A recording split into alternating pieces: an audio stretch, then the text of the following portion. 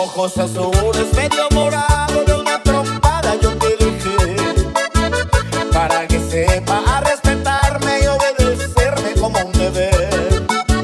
Cuando eras novia era dichosa, esplendorosa como tu amor.